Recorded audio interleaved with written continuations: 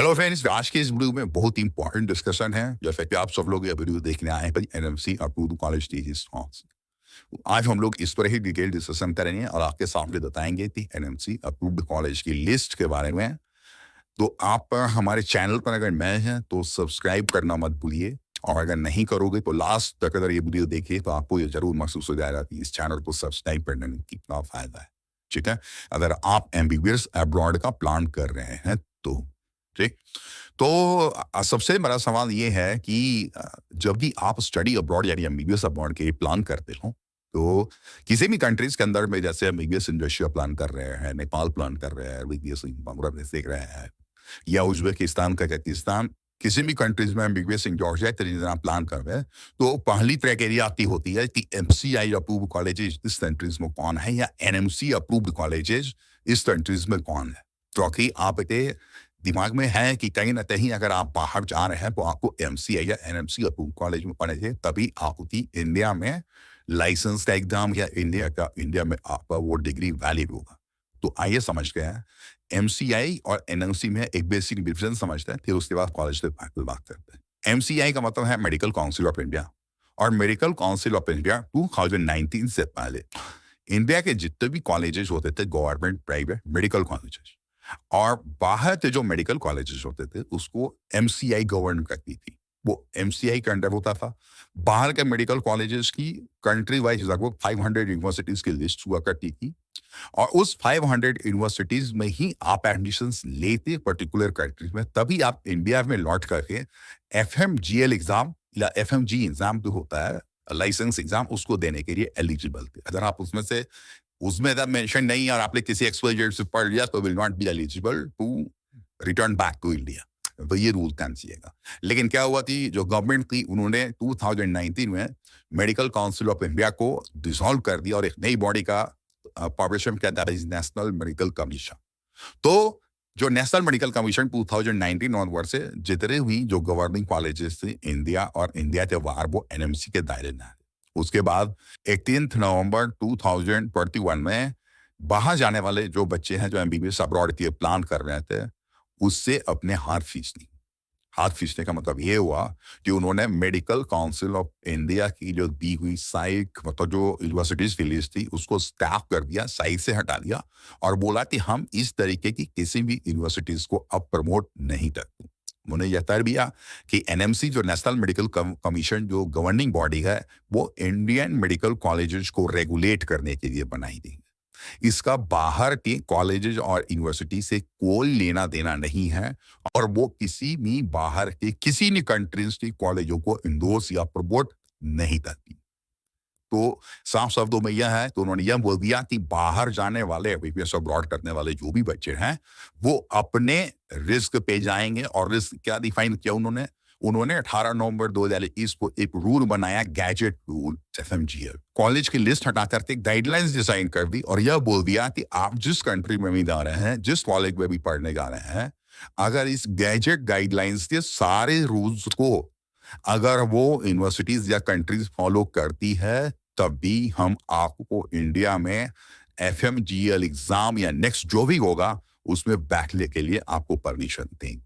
अगर इसमें से कोई भी कंट्री एक भी रूल को अगर फेल करती है, या यूनिवर्सिटी एक भी रूल को फेल करती है, तो it will not be eligible to return back to India.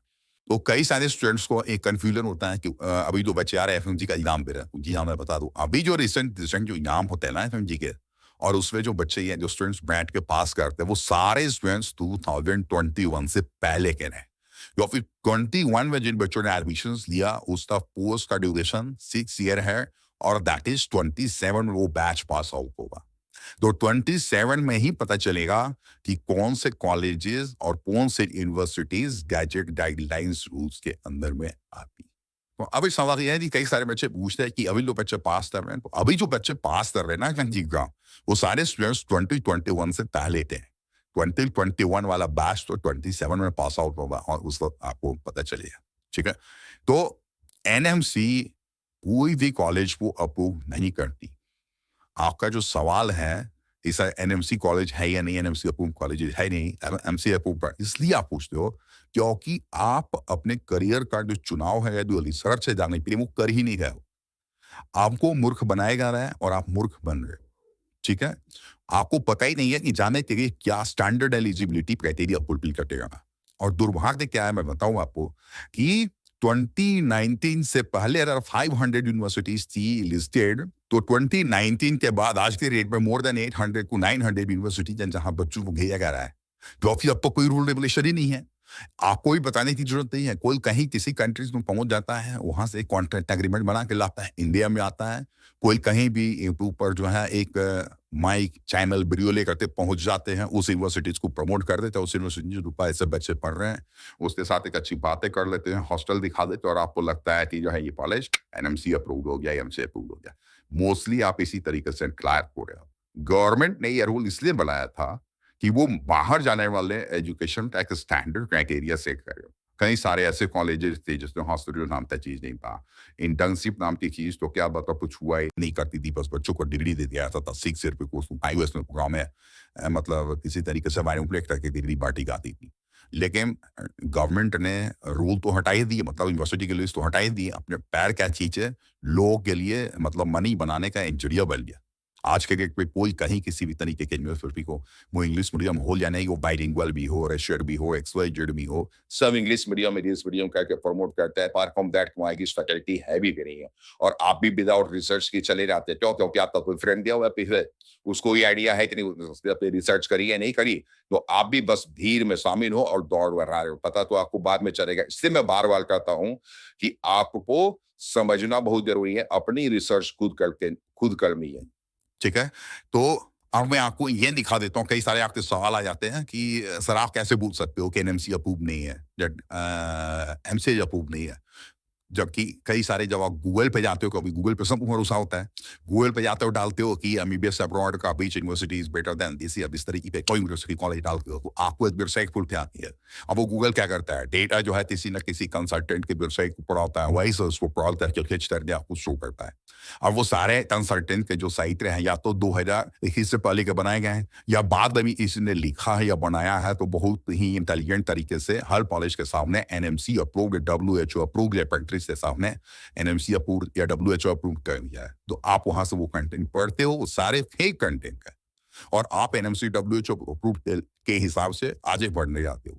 आप जब किसी कंसल्टेंट से बात भी करते हो, तो आप ब्रोशर जब वो शेयर करते हो, उसमें भी लिखा होता है, एक्स यूनिवर्सिटी का कोई है तो उसके ऊपर लिख देते हैं एनएमसी और डब्ल्यूएचओ अप्रूव्ड कॉलेज, या एमसीआई या NMC WHO approved college. NMC या एमसीआई अप्रूव्ड कॉलेज की कोई लिस्ट आज के डेट में एमबीबीएस अब्रॉड के बच्चों के लिए एग्जिस्ट नहीं करती। अगर एग्जिस्ट करती है तो वो एफएमजीए रेगुलेशंस के रूल एग्जिस्ट करते हैं। अगर आप उस स्टैंडर्ड पैरामीटर्स को मीट करते हो, तो आप बचोगे, नहीं तो फिर आप इंडिया में रिटर्न बैक नहीं हो पाओगे। आज के डेट में 1.5 लाख रुपए फीस वाली यूनिवर्सिटी 18 लाख, 16 लाख, 15 लाख रुपए में जो है एमबीबीएस करिए, ये पहले से भी ज्यादा खतरनाक हो गई है। मतलब पहले तो एक स्टैंडर्ड पैरामीटर्स था सेट करने का, आज की डेट में तो कुछ भी नहीं है। बस सबको पता है कि हाँ साइकोलॉजी है, सस्ता में अच्छा कैसे मिल जाए, और उसी को सब बुनाने में लगे हैं। Everybody is busy making the money, और आपके साथ पूरी किया जा रहा है। आप अगर इस चैनल पर बने रहते हैं, तो नीट काउंसलिंग होते होते तक आपके सारे डाउट्स क्लियर हो गए। आपको कैसे यूनिवर्सिटी फाइंड करनी है, क्या तर्जबी फाइंड करनी है, क्या स्टैंडर्ड से आपको क्राइटेरिया करना है, पैरामीटर्स करना है। और हमने तो अपने चैनल पे पहले ही बता रखा है, तो लास्ट ईयर हमने बोल रखा था कि 70% ऑफ द कंट्रीज हम लोगों ने प्रमोट करना बंद कर दिया। तो अभी हमारे हिसाब से वो फिक्टेड बैठ जो फिक्स बैठ रहे हैं, जहाँ रेगुलेशंस लग रहा है कि हाँ सारे रेगुलेशंस क्लियर हैं, कोई दिक्कत नहीं है, उस तरीके से only that country and university are port in that bank and with limited, क्योंकि कई सारे कंट्री में कई यूनिवर्सिटीज वो गाइडलाइंस और पैरामीटर्स को मतलब फुलफिल नहीं कर पा रही। तो आइए देख लेते हैं, आपको प्रूफ भी तो चाहिए होता है, तो देखिए प्रूफ। आप गूगल पे जाएंगे, एनएमसी टाइप करेंगे, एनएमसी की वेबसाइट फुल करती आएगी। उस वेबसाइट पे आप इंफॉर्मेशन डेस्क पे जाएंगे, यहाँ पे for students to study abroad पे क्लिक करेंगे। अब मुझे बहुत नोटिफिकेशन तो काफी लंबा है, उतना पढ़ने की जरूरत नहीं है, मैं आपको सिर्फ एक लाइन पढ़ करके दिखाता हूँ। ये एनएमसी को ऑफिशियल वेबसाइट पर इन्होंने क्या मेंशन किया है। It is to clarify that the National Medical Commission does not endorse any list of foreign medical institutes, universities for MBBS or equivalent course. आपको समझ में आ गया होगा ये नेशनल मेडिकल एनएमसी जो है किसी भी तरीके की फॉरेन मेडिकल इंस्टीट्यूशन या यूनिवर्सिटीज को इंडोर्स या प्रमोट नहीं करती कि आप इसमें जा रहे हैं तो ये एनएमसी ने अप्रूव करा। भैया इंडियन गवर्नमेंट एनएमसी हर साल एडवाइजरी जारी करके आपको बता रही है। Every year they are putting in advisory and आपको अवेयर कर रही है कि आप बाहर जा रहे हैं तो सोच समझ करते जाइए, अच्छी यूनिवर्सिटीज को देख करते जाइए। आप ऐसा नहीं कि कल के डेट में गवर्नमेंट पे क्लेम करेंगे या किसी तरीके का क्लेम करेंगे कि आप जो है फंस गए ट्रैक के। उस पर एडवाइजरी अभी रिसेंट जो एडवाइजरी आई थी नवंबर में, उस एडवाइजरी को देखिए, ये देखिए डेट देख लीजिए 26/11/24 यानी नवंबर में ये डिक्लेरेशन है। और क्या लिखा है एनएमसी ने देख लीजिए, government of India national medical commission, ठीक है, साफ साफ उन्होंने यह मेंशन करते दिया है। पॉइंट नंबर 2 पढ़ लेता हूँ जो आपके काम था है, बाकी चीजें तो उनकी कुछ लीगल फॉर्मेट होते हैं, ठीक है। National medical commission published foreign medical graduate license FMGL regulation 2021 in the official gazette of India wide notification dated 18/11/2002. Then in the terms of the duration of the study, ये बता रहे हैं कि 2021 में जो regulations आया उसमें where in the terms of duration of a study, course का duration, medium of instruction, syllabus, clinical training और internship और clerkship, ये इंटर्नशिप और क्लर्कशिप पे भी अगर आपने हमारा पिछला वीडियो नहीं देखा है ना तो पिछला वीडियो जरूर जाकर के देखिए ना, डिस्क्रिप्शन में लिंक पड़ा हुआ है, उस वीडियो को देखो में फिर तो आपको एक स्टैंडर्ड समझ में आया कि किस तरीके से आपको मूव करना आगे। Are prescribe this conditions are mandatory for registration to practice allopathy in India. In view of the above, all the students who are desirous to obtain the medical qualifications from any foreign medical institution or universities and thereafter practice allopathy in India are hereby again the मतलब every year they are giving this type of information और वो warn कर रहे हैं जो उनको पता है कि बहुत सारे बच्चे ऐसे कॉलेज ऐसी यूनिवर्सिटीज में जा रहे हैं जहाँ पे कोई स्टैंडर्ड पैरामीटर्स मैच नहीं कर रही है। Advised to ensure that all conditions prescribed in the FMGL are fulfilled before taking admission. Any variation in duration, medium of instruction, syllabus, clinical training, or internship clerkship may lead to disqualification in grant for registration in India. In case of disqualification, the sole responsibility shall lie upon the candidate. अब जो आपको consultant they रहे हैं वो तो दे करते निकलने। मैं तो देखता हूँ प्रमोशन में यूट्यूब के ऊपर में या कई सारे ऐसे कॉलेजों का प्रमोशन और ऐसे कॉलेज बच्चे को ऑप्शन में देते हैं या पूछे जाते हैं, मतलब वो कॉलेज एक ही पैरामीटर्स स्टैंडर्ड में मैच नहीं कर। मतलब जिस कॉलेज को 19 में 20 में एमसीआई ने ब्लैकलिस्ट कर रखा था वो ऐसे कॉलेज में भी आज के डेट में बच्चे जा रहे हैं। ये हालत, ये कोई एमसी एडवाइजरी आपको दिखा दी। आओ आपको एक और दिखा देता हूँ, आप देखो ये कोई महानुभाव है जो आपके वेलफेयर के लिए काम कर रहे ऐसा है। इन्होंने आरटीआई खाई किया था, उस आरटीआई में इनको जो रिप्लाई मिला ये देखिए 27 जनवरी 2025 नहीं है, मतलब रिसेंट है, 10-12 दिन पहले थे। उन्होंने उसमें गवर्नमेंट ने क्या लिख करके दिया वो देखिए। इन्होंने जो आरटीआई लगाया होगा उसके लिए के आदेश तो लिखा गया, ठीक है। This regard it is conveyed that NMC formulated FMG regulations after deep examination and introspection. Hence, it becomes necessary to adhere to regulations laid down by NMC. Further, NMC does not recognize any foreign medical institutions or university. Clear cut है। NMC किसी भी तरीके के foreign medical institutions या universities को recognize नहीं करती है। Matter relating to increase in fee schedule, increase of medical college in the country. उस कंट्री का जो फीस का स्ट्रक्चर है या उस कंट्री में कितने साल जो कॉलेजेस की संख्या तो बढ़ रही है, does not come under the UGMEBNMC, ठीक है। साहब बोल दिया कि वो एनएमसी के दायरे से बाहर हो, एनएमसी के लिस्ट में नहीं आती। तो फ्रेंड्स, उम्मीद है कि आपको प्रूफ भी मिल गया और आपको समझ में आ गया कि एनएमसी अप्रूव्ड कॉलेज कौन से हैं और एनएमसी की लिस्ट कहाँ पे है।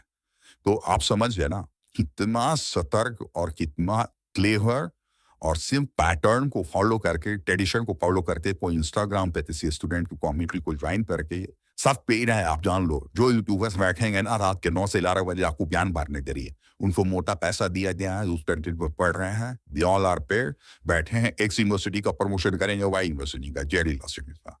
तो ऐसे चक्करों में बिल्कुल मत फंसिए। $200-250 $250 बचाने के लिए कहीं से कहीं किसी किसी के पास बूम करते मत पहुंचिए, एक्स के पास जाएंगे बोलेगा वाई है, वाई के पास बोलेंगे चैट यूनिवर्सिटी अच्छी है, इस चक्कर में फंस करते अपने आप को बर्बाद मत ले। फाइंड द राइट प्लेटफॉर्म, तभी आपका कुछ हो सकता है, अदरवाइज कुछ भी नहीं हो सकता।